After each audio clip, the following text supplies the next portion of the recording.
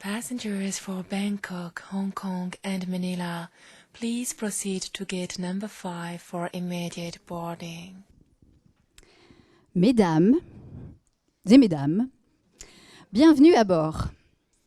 Color Me Happy, l'agence de voyage Versoix, est heureuse de vous accueillir à bord. Je suis Virginie Pesin, coach certifiée, consultante en bilan de compétences et instructrice Ikigai. J'ai un trou. Ça commence mal. Notre destination, l'archipel d'Okinawa et le Japon, sur les traces de l'ikigai et la quête de sens. Nous effectuerons plusieurs escales, dont présentation de Color Me Happy, l'agence de voyage Versoix, et votre guide de voyage, la question du sens à votre vie professionnelle, l'outil de l'ikigai, sa présentation, une rapide mise en pratique, et puis à la fin, on prendra un temps pour vos questions, avis, échanges libres. Nous mettons à votre disposition notre service de préparation de bagages, avec quoi vous arrivez aujourd'hui dans votre projet de reconversion professionnelle, ce que vous aimeriez découvrir et explorer, et avec quoi vous aimeriez repartir. Pistes concrètes et plans d'action. Nous arriverons à notre destination vers 14h avec une météo au beau fixe, c'est une promesse, et je l'espère, l'envie et la motivation pour inviter l'ikigai dans vos habitudes de vie et le mettre à profit pour votre projet professionnel. Au nom de la compagnie Color Me Happy, je vous remercie pour votre attention et vous souhaite un excellent voyage au cœur de vous-même.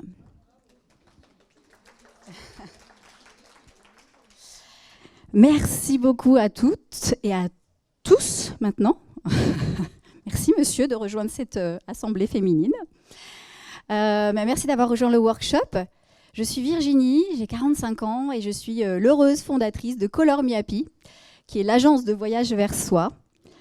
J'accompagne par des coachings individuels créatifs et sur mesure, par des ateliers collectifs vers l'ikigai, et par des bilans de compétences et de sens, j'accompagne des hommes et des femmes en recherche de sens à leur vie. Et c'est souvent par la vie professionnelle qu'on va commencer. Alors pourquoi l'agence de voyage Versoix ? Tout simplement parce que partir à la quête de sens à sa vie, c'est quand même une grande aventure. Et si on arrive à l'envisager avec le plaisir et l'énergie de joie qu'on peut ressentir quand on programme un voyage et qu'on part en voyage, dans sa recherche de sens, on se permet d'aller un peu plus loin et on y va dans une énergie qui est un peu plus motivante et un peu plus gaie que se dire « il faut que je change ». Première chose par rapport à l'agence de voyage Versoix. Alors, Color Me Happy, pour vous raconter un petit bout de mon histoire, c'est né aussi de ma reconversion professionnelle. L'année dernière, à la même époque, j'étais en plein programme de formation pour moi aussi changer de métier et changer de voie professionnelle. J'ai beaucoup changé de métier. En fait, j'ai toujours eu un problème, c'est que j'aime et je peux faire beaucoup de choses. Pour moi, choisir, ça a toujours été très complexe. Par contre, je vois des sourires au premier rang. Ah, d'accord, très bien. En tout cas, c'est vrai que ça a toujours été complexe pour moi, mais ce qui a été vrai, c'est que toujours ce besoin de trouver du sens à ce que je faisais était toujours là. Mais à force de suivre un peu là où le vent m'a poussée, j'ai pas forcément fait attention. Il y a les conseils de mes proches, il y a eu les peurs, mon mental, les opportunités parfois. Et puis finalement, j'ai répondu à beaucoup de choses, mais à un moment, j'ai pas fait attention où je posais mes pieds et je suis tombée dans le piège. Donc après, un peu après un divorce et puis dans un métier qui me convenait pas, j'ai reçu le cadeau du burn-out. Donc à ce moment-là, le burn-out, l'avantage, c'est qu'une fois dans le trou, j'ai arrêté de m'agiter. J'ai posé, je n'avais pas eu le choix, donc j'ai posé, j'ai fait une pause en moi. Et ce temps-là, il m'a vraiment donné la possibilité de faire du tri. Donc dans ce tri, j'ai jeté beaucoup de choses qui ne m'étaient plus utiles. Et puis j'ai fait des choix. J'ai réparé aussi ce qui pouvait être réparé pour moi. Et j'ai fait appel aussi à des personnes à qui j'ai demandé de l'aide pour pouvoir justement travailler avec persévérance sur le thème de prendre soin de soi. Prendre soin de soi, c'est tellement, c'est une phrase qui veut tellement tout dire et quand on a besoin de ça, on ne sait pas vraiment par quoi s'y prendre. C'est complexe. Donc prendre soin de soi. Mais en tout cas, ce qui est sûr, c'est qu'à ce moment-là, j'ai vraiment pris connaissance de moi-même. J'ai fait la rencontre avec moi-même à ce moment-là. Et ça m'a permis aussi d'envisager mes pistes suivantes. Et puis, au cours d'une conversation, il y a eu ce petit mot là, un petit peu piquant, intriguant, l'ikigai. Et donc, j'ai attrapé ce mot et puis je suis allée tirer sur la ficelle, voir qu'est-ce que c'était, qu'est-ce que ça voulait dire. Donc, je l'ai mis en pratique dans ma vie. Et aujourd'hui, mon ikigai, ça y est, je le sais, c'est d'être là pour accompagner les personnes qui souhaitent découvrir leur sens, le sens à leur vie, donc leur ikigai. Donc, c'est ce petit mot magique que j'aimerais partager avec vous aujourd'hui sur ce voyage éclair qu'on va partager ensemble. Et puis, comme tout voyage de milieu commence par un premier pas, je vous propose qu'on se mette ensemble en route ensemble dès maintenant.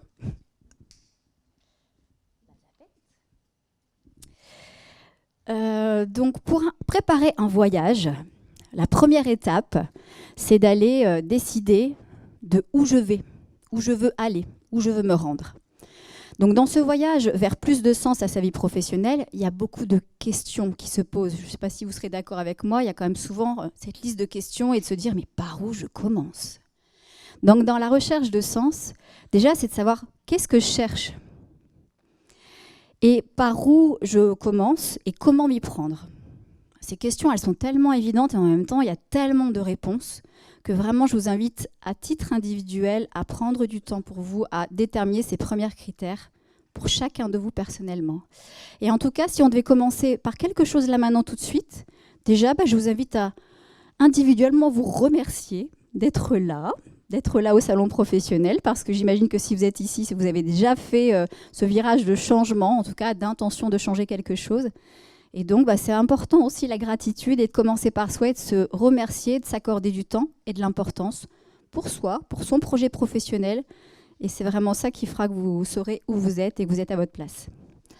Alors, ma vie professionnelle. Quand je parle de ma vie professionnelle, avec quels termes j'ai envie d'en parler ? Il y a tout un tas de termes qu'on connaît dans la langue française et ça va en fonction de notre niveau d'amour avec notre travail, de taf, boulot, job, travail, turbin, profession, métier, mission de vie, même parfois. Oui. Turbin. Quand je vais au turbin, je turbine. C'est peut-être du Nord, je ne sais pas, ou c'est peut-être de mon imaginaire. En tout cas, c'est un terme qui n'est pas très, valorisant par rapport au travail, j'imagine. Donc ça, c'est important de le déterminer. Et pour moi, c'est vraiment lié à c'est quoi réussir ma vie et ma vie professionnelle. On a chacune et chacun de nous des critères très différents. Certaines personnes vont avoir envie et besoin de gagner beaucoup d'argent et c'est ce qui matérialisera leur réussite professionnelle. D'autres personnes vont avoir vraiment besoin de trouver un équilibre entre leur vie pro et leur vie perso. Passer du temps avec leurs enfants, leurs amis, leurs loisirs, c'est aussi important. Et pour d'autres, ça va être de se dire moi j'ai besoin toujours de bouger, de faire de nouvelles missions, de voyager beaucoup ou vraiment d'être là pour mes clients, mes collègues, de leur apporter quelque chose. Donc là encore, c'est une histoire de filtre personnel. Et donc à chacune de nous de faire un point avec soi ou alors avec une personne extérieure qui vous accompagne pour poser ça. Et c'est aussi important de le poser sur un support, sur un papier, parce que poser les réponses qu'on peut avoir dans le mental, c'est très bien. Cependant, parfois, ça turbine un peu beaucoup là-haut et concrètement, ça ne produit pas grand-chose. Donc, je vous invite vraiment à prendre aussi du temps pour vous, pour écrire tout ça, pour clarifier déjà les choses pour vous. Dans le voyage vers la quête de sens, c'est aussi de déterminer comment j'y vais. Alors, dans la vraie vie, pour partir en voyage, on peut décider de partir en avion, en transport, en train, peu importe. Pour plus de sens à notre vie professionnelle, il y aura cette façon d'envisager qu'est-ce que je vais devoir ou avoir à changer pour pouvoir atteindre mon nouveau projet professionnel. Vous êtes d'accord qu'actuellement, vous avez eu un travail, une situation professionnelle et que ce que vous envisagez dans votre reconversion n'est pas exactement la même chose. Donc, il y a forcément quelque chose qui va changer dans ce sens. Changer, ça peut être problématique parce que dans le changement, il y a aller vers l'inconnu. Et dans le changement, Là, attention, il n'est pas forcément question de tout envoyer valser pour se retrouver dans un vide sidéral et plus savoir où on est, parce que changer, ça peut quand même être brutal. Alors, changer, ça fait peur. Dans ces peurs, je ne sais pas si ça vous dit quelque chose quand je cite quelques phrases comme vos proches peuvent vous dire l'herbe est toujours plus verte ailleurs, un tien vaut mieux que de tu l'auras, ou tu sais ce que tu quittes mais tu ne sais pas ce que tu retrouves. Et ça, c'est aussi une façon, on avait eu quelques échanges ce matin avec des personnes ici, de se dire nos proches ont tellement envie qu'on soit en sécurité, qu'on soit bien, que parfois ils nous collent un peu leur peur pour nous éviter qu'on se mette en danger. Et finalement, est-ce que le fait de se mettre en danger par le fait de changer, est-ce que ça, c'est moins bien ou meilleur que le fait d'être dans un travail qui ne nous correspond pas? Donc là, à chacun aussi d'aller décortiquer ce qu'on peut nous coller comme peur, par bienveillance finalement, par envie qu'on soit bien et qu'on ne se mette pas en danger. Est-ce que c'est plus intéressant ça, et donc de ne pas changer, ou quand même de faire le pas de changer, mais au moins un minimum? Alors moi, je suis assez partisane du changement en douceur, parce que changer, ça demande des efforts. Ça demande de l'énergie, du temps et de la motivation. Et ce n'est pas toujours évident quand on est dans une période de changement de pouvoir trouver tous ces critères-là. Comme disait Carl Gustav Jung, tout ce qui ne remonte pas à la conscience nous remonte sous forme de destin. Ça veut dire aussi qu'à un moment donné, si on ne décide pas de changer quand on commence à trouver une période d'insatisfaction ou de vide, la vie peut se charger de nous faire passer le message d'une autre façon. Donc là, ça peut être plus des choses qui vont être malheureusement des ruptures, des maladies ou des accidents qui vont faire qu'on n'aura plus le choix et que là, en fait, la vie va nous amener sur notre chemin le fait de devoir changer.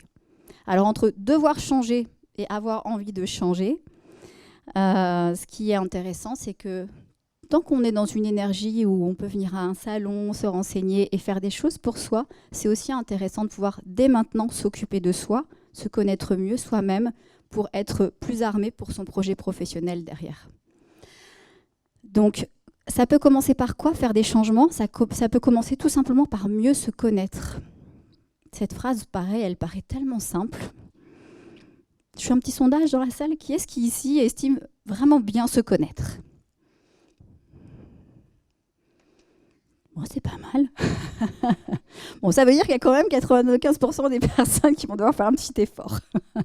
Donc, mieux se connaître, bien se connaître, c'est aussi se valoriser par ce qu'on est soi, ce qu'on a vraiment fait de bien dans la vie, ce qu'on incarne de bon, et connaître aussi ses axes de progrès, ce qui peut être un piège pour nous demain, même dans nos nouveaux projets professionnels. Parce qu'on peut changer de cadre et d'environnement, si on n'a pas changé aussi quelque chose en nous qui peut nous mettre dans un piège à un moment, c'est probable qu'on retombe dans ce piège. Donc c'est en ça où mieux se connaître, c'est intéressant, y compris dans un nouveau projet professionnel. Parce que ça veut dire qu'on prend la responsabilité de ce qu'on amène soi dans son nouveau projet, et on ne met pas juste la responsabilité dans le projet, donc à l'extérieur. Je ne sais pas si je me fais bien comprendre. En tout cas, c'est une façon de se responsabiliser dans le choix de ces nouvelles pistes professionnelles. Donc la proposition, c'est par exemple quelque chose de tout simple, mettre en place une routine quotidienne où vous avez envie, par exemple, vous dites « Ok, je suis prête à mettre 15 minutes par jour où je vais faire une activité pour moi ».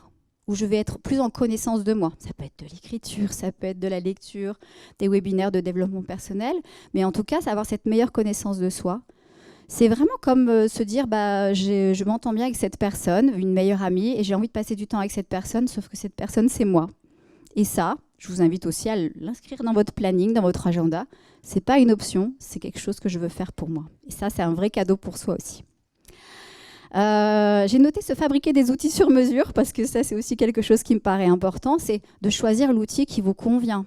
Si votre outil c'est un cahier où vous allez écrire, si c'est un exercice particulier que vous répétez chaque jour, ça peut être de la méditation, ça peut être quelque chose qui vous convient, ça c'est aussi intéressant de le faire. Et puis, faire appel à une personne extérieure à vous, un accompagnement, c'est aussi un vrai plus pour pouvoir avancer soi-même sur ces pistes de réflexion et avoir une personne extérieure comme un miroir qui pourrait finalement vous renvoyer des choses. Donc ça, c'est le comment je pars en voyage vers plus de sens à ma vie professionnelle. Qu'est-ce que j'ai dans mes bagages? Quand on part en voyage, on prépare ses bagages avant de partir. Donc pour préparer vos bagages vers plus de sens dans votre vie professionnelle, ce qui peut être intéressant aussi, c'est de regarder ce que vous mettez dans vos bagages vers votre nouveau projet professionnel. Donc dans nos bagages, on a toutes et tous notre histoire de vie, ce qui nous a construit. Donc c'est vraiment de tout petit, de notre éducation jusqu'à notre environnement, nos amis, nos environnements familiales, toutes nos expériences. Et c'est aussi parfois, et je dis parfois, souvent, même tout le temps, des expressions, comme je vous en donnais tout à l'heure, des expressions qui peuvent être des messages un peu contraignants et un peu bloquants parfois. Tout à l'heure, ah oui, tu es là. J'ai changé tout à l'heure, je peux le dire ? Ok. J'ai changé tout à l'heure avec Mélanie, qui me dit « Ouais, non, mais moi, j'ai toujours cette idée en tête que, de toute façon, pour travailler, il faut souffrir. Il faut que, pour gagner de l'argent, forcément, il faut souffrir. Ça ne peut pas être agréable. » Qui dit ça ? Donc, pourquoi est-ce que, forcément, un travail devrait être désagréable et être souffrant ? Pourquoi on ne pourrait pas envisager de travailler dans la joie et dans le bonheur, dans quelque chose qui nous convienne vraiment ? Alors, vous me direz, c'est le rêve, je ne peux pas faire ça, ça n'existe pas. Peut-être que si on se donnait les moyens que ça existe, peut-être ça pourrait se matérialiser. Mais alors, juste Mélanie, merci pour m'avoir autorisé à partager ça, mais juste pour se dire que parfois, il y a vraiment ces petites phrases qui se disent « Non, c'est pas possible ». Écrivez-les, démontez-les, décortiquez-les, et ça, une fois que c'est éludé, ça devient possible en fait. Merci. Alors du coup, dans les expériences pro et perso, évidemment, c'est intéressant aussi d'aller reprendre ce que vous voulez garder et puis ce que vous ne voulez plus. Ce que vous ne voulez plus, ça peut permettre aussi parfois, en opposé, en négatif, d'aller voir ce que je veux, donc de décider à l'inverse. L'environnement, il est important parce qu'évidemment, un projet professionnel, ça a aussi des aspects concrets. On a une famille, on a des besoins financiers, on a des conditions qu'on souhaite mettre en place. Donc tout ça, évidemment, il faut le regarder, c'est indispensable. Mes valeurs et mes besoins psychologiques, mes modes de fonctionnement, mes compétences, tout ça, c'est des choses qu'on voit aussi, par exemple, en bilan de compétences. Et c'est aussi des choses que vous pouvez vous autoriser à aller voir parce que c'est important de aussi incarner ce qu'on va faire dans notre projet professionnel. Mes aspirations et ma vision du monde, je crois que plus on avance sur le chemin de notre vie et plus il y a des choses qui remontent sur nos besoins, de ce qu'on a à exprimer, nous, dans le monde. On le verra après, le monde, c'est pas forcément la planète, ça peut être notre monde à nous, notre carte du monde à nous. Alors, je voudrais à ce moment-là vous inviter aussi à peut-être ajouter dans vos bagages 5 minutes. Il reste 5 minutes ? Non. Vache, bon, je me dépêche. Alors, la boussole de vie personnelle, en fait, c'est ce que je voulais vraiment vous inviter à inclure dans vos bagages. Et la boussole de vie personnelle, c'est donc l'outil que je voulais vous présenter aujourd'hui, c'est donc l'ikigai.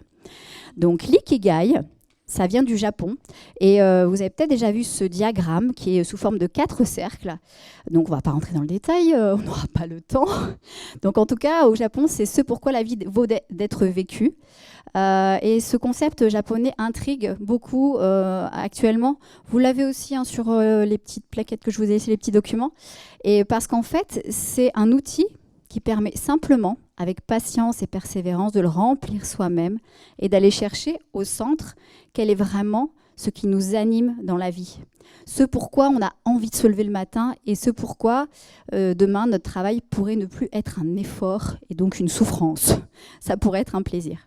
Alors, du coup, comme il faut que j'aille très vite, je ne vous fais pas la présentation historique. En tout cas, 4 questions à se poser qui correspondent aux 4 catégories. Donc, le petit cœur, c'est vraiment ce que j'aime faire. C'est que j'aime. Alors moi, je l'extrapole sur ce que j'aime faire, vivre, partager, ressentir. Et là, vraiment, sentez-vous libre de mettre ce que vous voulez. À l'intérieur du document, je vous ai préparé un petit tableau où il y a des questions de base et il y a les réponses que vous voulez mettre à côté. C'est simplement ce tableau, l'ikigai, que j'ai décortiqué, que j'ai aplati pour que vous puissiez avoir une trame déjà pour le commencer, le démarrer tranquillement chez vous. Donc, ce que j'aime faire, etc. Enfin, tout ce que vous aimez finalement, sentez-vous libre de pouvoir l'écrire. L'ikigai, c'est un outil personnel de liberté, d'autorisation, de connexion, d'intuition. Il y a beaucoup de choses à mettre dedans, donc forcément le temps sera frustrant aujourd'hui. En tout cas, je serais heureuse aussi de pouvoir vous accompagner sur l'ikigai et dans les ateliers collectifs ou en individuel, mais je serai là-bas, donc on pourra s'en parler après. Donc en tout cas, première catégorie, ce que j'aime. Deuxième catégorie, ce que je sais faire. Donc là, on parle plus d'un talent, d'une passion. Mais quand parfois je dis talent, passion, les gens disent oh, « Moi, j'ai aucun talent, aucune passion. Je ne peux pas remplir ça. » Chaque jour, on se lève et chaque jour, du matin au soir, on fait des choses. Donc chacun de nous sait faire quelque chose. Sait faire beaucoup de choses même. Donc là, il y a vraiment une grande autorisation de remplir tout ce que je sais faire, ce qui me paraît même facile et évident. Limite, tout le monde sait faire ça, je pense. Mais sauf qu'il y a des choses que moi, je sais faire et que les autres font avec beaucoup plus de difficultés ou en faisant des efforts.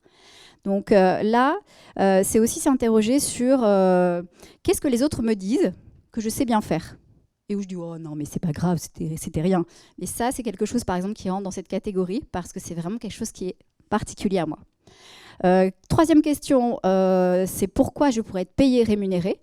Et là, il y a aussi une histoire d'argent, mais il y a aussi une histoire de valeur. Et là, j'insiste là-dessus parce que votre valeur, elle est monnayable, en argent bien sûr, mais pour la reconnaître en soi, déjà, il y a cette valeur qui est parfois pas évidente à voir soi-même, en soi. Donc là aussi, c'est intéressant d'avoir l'avis des autres, de vos proches ou de personnes extérieures pour pouvoir reboucler sur cette catégorie. La dernière catégorie, c'est de quoi le monde a besoin. On va prendre 5 minutes après pour les questions. Vous gardez votre question ? C'est bon ? De quoi le monde a besoin ? Là, c'est cette question, moi, elle m'a paru un peu bizarre quand je l'ai vue au départ. Et c'est plutôt de se dire, exemple, je sors dans la rue, je me dis, qu'est-ce que j'aimerais qu'il y ait plus de... Quand je sors. Moi, j'aimerais qu'il y ait plus, par exemple, d'entraide, de bienveillance, de fraternité, de douceur. Voilà, tout ce que je trouve qui manque au monde et que moi, je pourrais amener par ma contribution, ça, c'est cette case où vraiment, je me sens libre de remplir ce que j'aimerais voir de plus dans ce monde. Alors, devenez explorateur d'Ikigai, là, c'est vraiment ce que j'avais prévu sur le document. Élargir un peu le champ des questions. Comme l'outil d'Ikigai, il y a vraiment un outil d'autorisation. Déjà, pas de bonnes réponses. Il n'y a que vos bonnes réponses. Il n'y aura jamais personne qui va passer avec un crayon rouge en bas en disant « c'est une mauvaise réponse, recommence ». C'est vos réponses. Ce que je vous conseille vraiment, c'est de remplir un maximum, même si ça déborde du diagramme, peu importe. Plus vous avez de matière, et mieux c'est. Il y aura une deuxième phase où on fera un tri et où on priorisera sur qu'est-ce qui est important pour vous là, maintenant. Et c'est ce qui va permettre de rentrer vers le cœur de l'ikigai. Donc, sur l'exploration ikigai, ce que je vous proposais là, je ne sais pas combien de temps il nous reste, 3 minutes. Vous êtes des champions, donc je compte sur vous. Donc là, se poser plus des questions qui vont être des questions encore plus ouvertes. Je vais revenir là-dessus. Sur ce que j'aime, connectez-vous à l'énergie de ce que vous étiez quand vous étiez enfant. Quand on était enfant, on n'avait pas trop de messages contraignants, pas trop de filtres. On avait surtout la liberté, l'envie de s'amuser, d'être joyeux. Donc dans cette catégorie, si vous pouvez vous connecter à ce que vous étiez quand vous étiez enfant, à ce que vous aimiez faire, à vos loisirs, à vos rêves, à ce que vous vouliez faire peut-être comme métier, ou les matières que vous aimiez à l'école, allez puiser là-dedans, c'est très très riche. Dans l'étoile, ce que je sais faire, c'est ce que je vous disais tout à l'heure, demandez l'avis à vos proches et gardez ce qui vous convient à vous en repassant par le filtre de vous. Voilà, mettez ce qui est vraiment important pour vous. Dans ce pourquoi je pourrais être rémunéré, ce que je vous disais tout à l'heure, c'est vraiment la valeur, estimer cette valeur qu'on a en soi.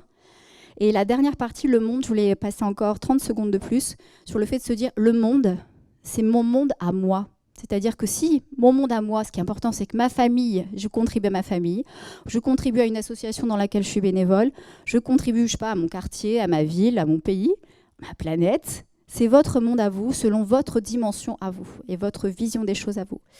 Et la contribution au monde, elle est sous toutes ses formes. Il y a un petit exercice aussi qu'on fait en atelier collectif, c'est de se dire, voilà, ça y est, c'est votre fête d'anniversaire, vous avez 100 ans, vous faites un petit discours et vous évoquez quelque chose dont vous êtes très fier dans votre vie. Qu'est-ce que ce serait ?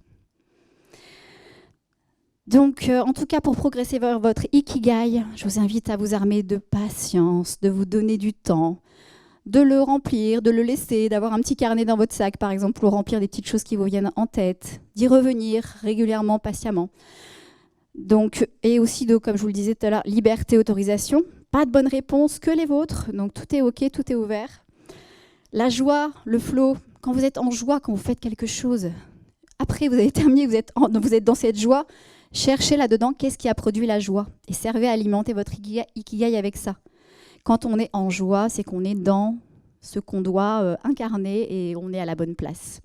Le flow, c'est l'activité où vous dites bah, « Tiens, j'ai pas vu le temps passer, ça a passé hyper vite, comme là maintenant en conférence, ça a passé hyper vite, donc je sais que je suis dans mon ikigai et merci à vous. » Et en tout cas, ce qui est important, c'est pourquoi je parle de l'ikigai, parce que dans un projet de reconversion professionnelle, on a souvent des moments de doute et on a envie de revenir en arrière. Et on a envie de revenir dans sa zone de confort, parce que ça fait peur. Quand on a un pourquoi fort, ça nous donne la motivation d'avancer. Et c'est aussi un peu ce qu'on partageait tout à l'heure avec Mélanie, c'est que même si là, maintenant, on n'est pas dans l'objectif, on ne va pas faire tout de suite ce qui nous anime et ce qui nous plaît, on sait que l'objectif, il est là et il est fixé. Et mon pourquoi, il me permettra aussi, peut-être, de passer par des moments de frustration temporaire, mais je sais que je vais aller vers l'objectif. Donc c'est en ça que le pourquoi fort est important. Donc je vous invite, si vous le souhaitez, à pouvoir vous armer d'un pourquoi fort et de choisir l'outil qui vous conviendra pour aller chercher ce pourquoi fort et donc donner plus de sens à votre projet professionnel dès maintenant. Voilà. Et comme la vie est un changement permanent, et c'est pour ça aussi qu'on a beaucoup de phases de reconversion professionnelle, la seule chose qui ne change pas, c'est que tout change tout le temps. Une fois que vous aurez trouvé votre ikigai, eh bien vous serez armé pour avoir une boussole pour la vie. Et peut-être que si maintenant vous n'avez pas votre ikigai du moment, c'est peut-être d'aller chercher votre ikigai, tout simplement.